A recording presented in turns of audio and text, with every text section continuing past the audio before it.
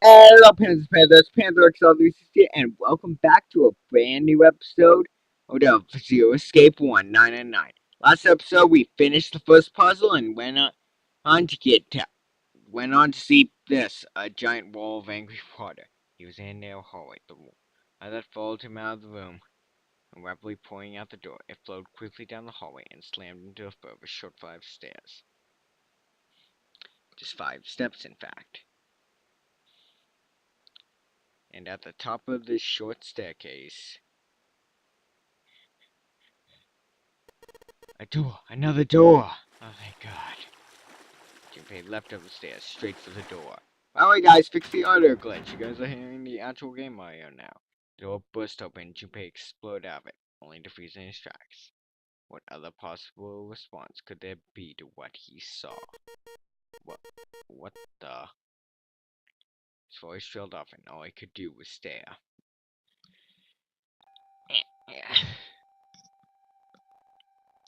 Polished floor stretched out before him, ornate staircases rising up from each edges, each one in distance from the others. The stairs and pillars were solid wood and Art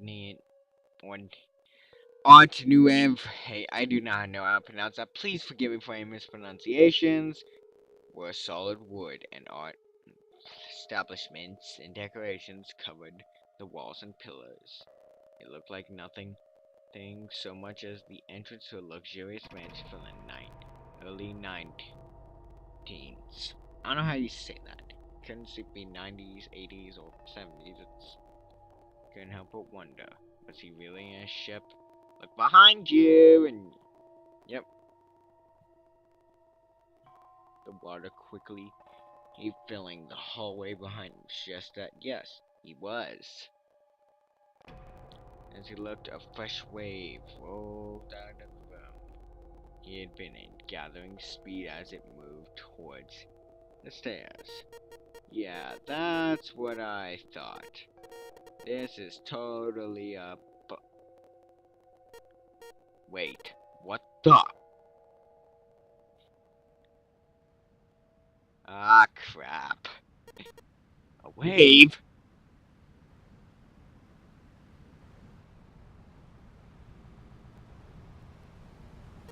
Oh, crap. I got you. Yeah, oh god, that is close. Junpei spun around, his wet shoes squeaking in protest on the polished floor. He ran towards the staircase in front of him. And ran as fast as he could. Run, like a boss. Go on, I gotta go like Sonic. C-Deck. Sweet. Finally. This episode's a story episode. B-Deck. He glanced quickly at the plates mounted on the wall, denoting the decks of the ship. B-Deck, C-Deck, A-Deck. So what happened to D-Deck? And E-Deck? We'll find out later. He took the stairs 2 at a time, not entirely sure where he would find himself. Just as he began to wonder where, in fact, the stairs did lead. Oh, yay! More voices! Look at that guy! That guy's... Junpei saw another person out of the corner of his eye. Look at that guy! He's like, ah! I am so giving him the Moshirige voice. Or rather, my interpretation of the Moshirige voice from Nico B. He stopped short, nearly tripping over the next stair. And looked. It wasn't just one person he had seen. On landing to the left of the stairs, there were 4 people staring at him. And on the other side, a guy with his eyes closed. A girl and some old dude. The more, I told all 7 of them. Wait, where's the 9th person? Way down the stairs, they stopped short when they saw Junpei, their eyes wide. Alright, who's first? I got many voices ready, except for female voices. Not gonna even try that. He had done the same, of course. Now he stood there staring at one another. Junpei didn't move, one foot placed awkwardly on the next, up in the middle of a stride. Who were these people?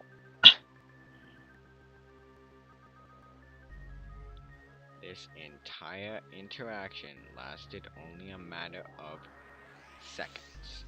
The woman spoke to Junpei, and time began to move again. Oh, it's you. I guess there's another of us now. Okay, it's funny just being that my normal voice.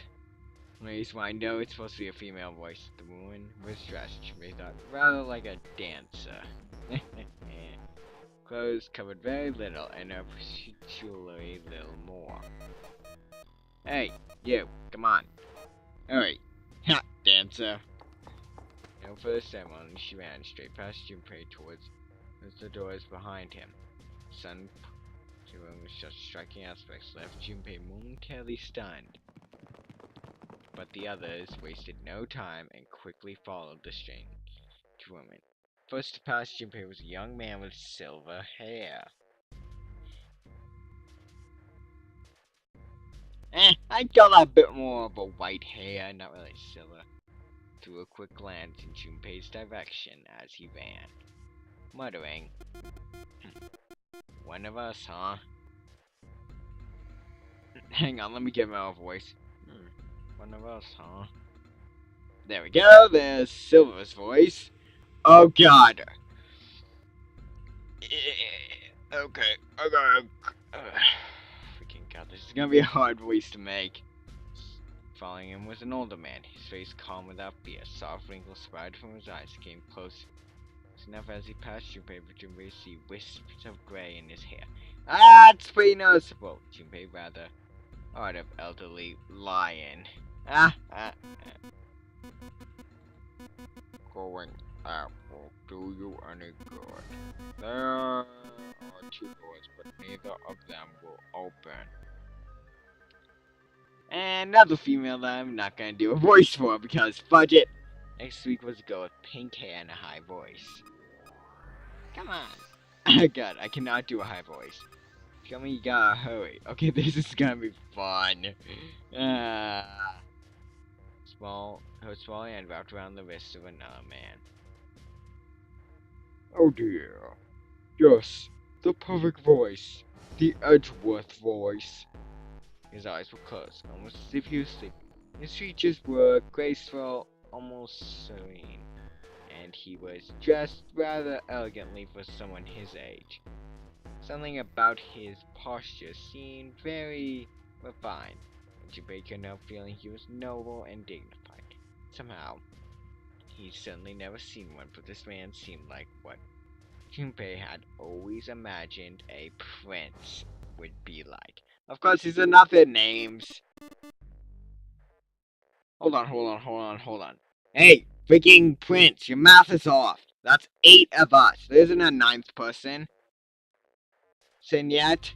Freaking, seriously, there's 8 people. Counting, Junpei saw 7 people. And we haven't seen anyone else, so your math is wrong. That's a 9 of us then. All the cards are in hand. What does all of the cards are in hand mean, he wondered. Junpei opened his mouth to ask what the other man meant, but the girl with pink hair rushed past him, and they were gone. Zoom! Oh, sweet, yes! The Mashrigan and super deep voice. Yes! Or he started to see 2 more people running towards him. One of them had hair like a bird's nest. And the other was, and looked as though a stiff breeze might topple him. And the other one was a veritable mountain of a man. Scrawny one said nothing, and scuttled past Junpei. They were running from something. Yes!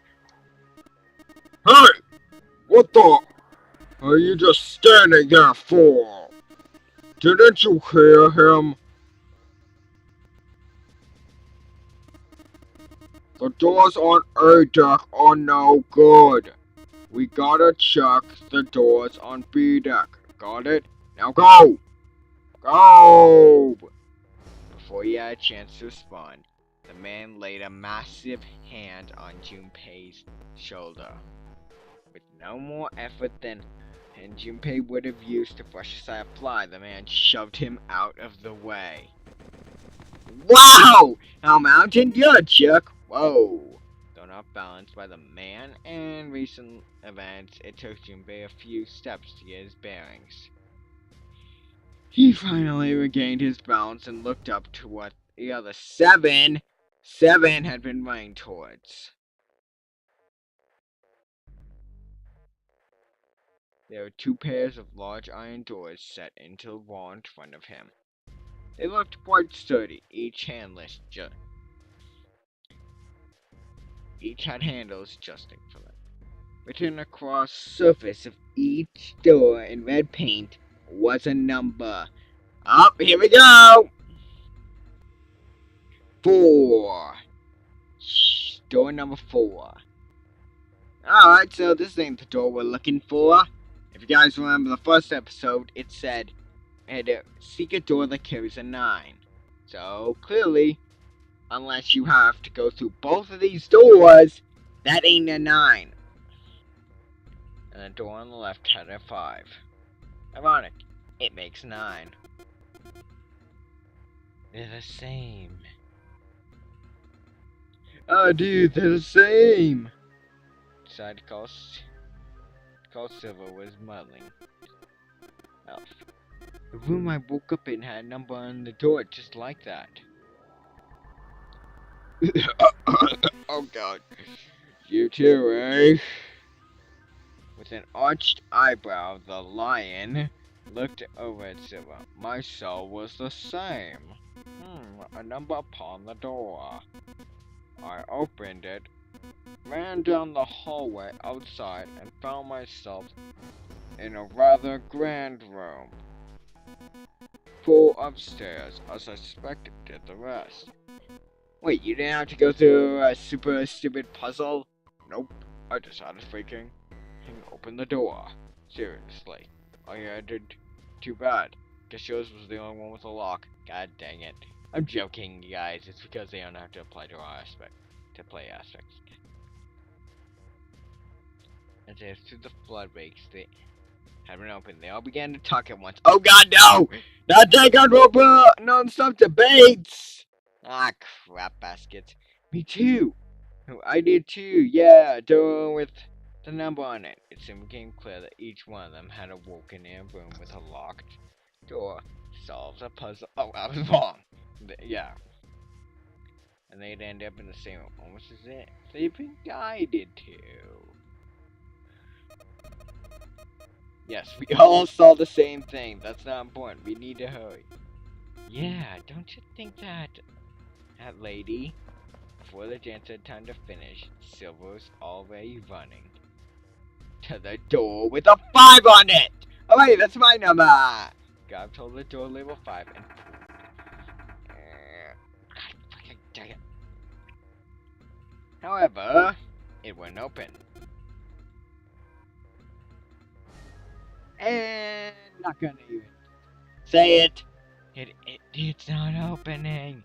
This dang thing won't even budge. Move. You're in the way. I am the mountain. I will rock you with my voice. I love doing the deep voice. This is also my judge voice. Alright, Phoenix. Next, defend me and give me turkey sandwiches, Edgeworth. No, I'm gonna wreck them. So Gob shot and tossed him aside. Fast cleared, he took a few steps back and threw himself out the door. Once. Twice. 3 times. 4 times. The door shook into it but showed no signs of breaking or opening. The mountain threw himself at the door. Again, it's not gonna work. Someone please tell them. turned towards door 4. Next to the door on the wall was a small box. These things are gonna become important. I can already tell because clearly we saw Junpei put his hand on one in the intro. And there's no and by the way, there's no spoiler. I'm not gonna spoil anything. If it was the same, the door was likely locked as well. Yo, idiots, the doors are locked. By the way, those are clearly red pixels, even though we saw that it's supposed to be green, so... Hey, idiots who program... Idiots in modeling, you guys made a mistake. God, I had to do all the time. God.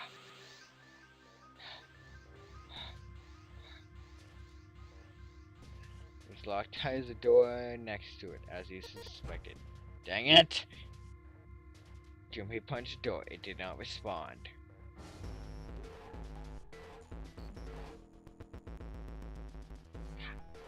Were these the only doors, he wondered? He barely finished the thought when the C-deck plate he passed. On his way up sprang. By move, before he had time to think, Junpei turned and ran back towards the stairs. Here it is! The final character, the 9th person since Snake. No. Spoiler! Okay! The prince, sorry there, my freaking knowledge of the characters almost interrupted the character flow. He had scarcely taken a step when, on the top of the stairs, next to an ornate clock embedded in the wall, he saw a person.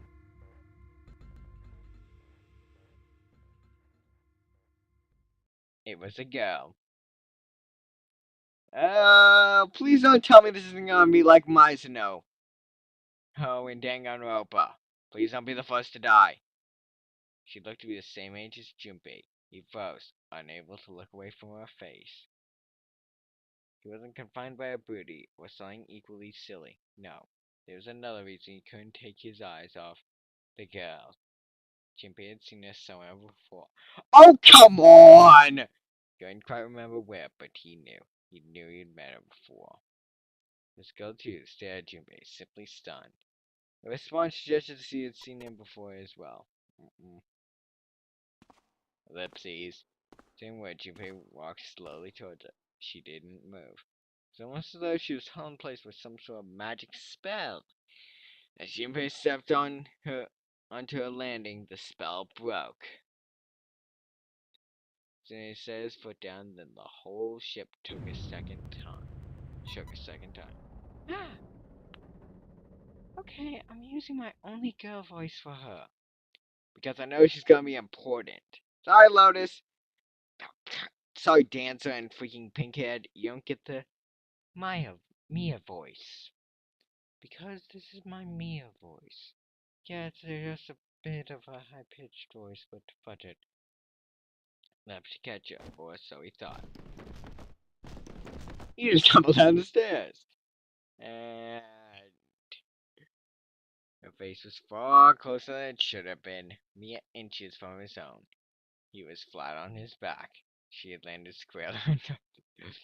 He was seated. Her face was just still uncovered fully from seeing him. This moment they seemed to for a moment that seemed to stretch for a very long time. They stared at one another. Ship stopped shaking. Everything quiet. Water could be heard from the bottom of the ship, lapping faintly at the walls and ceiling, but that eventually faded as well.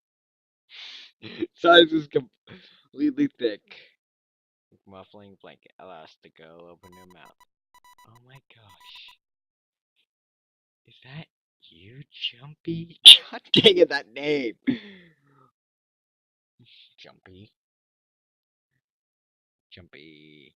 The words echoed through Junpei's head, and suddenly his memory returned.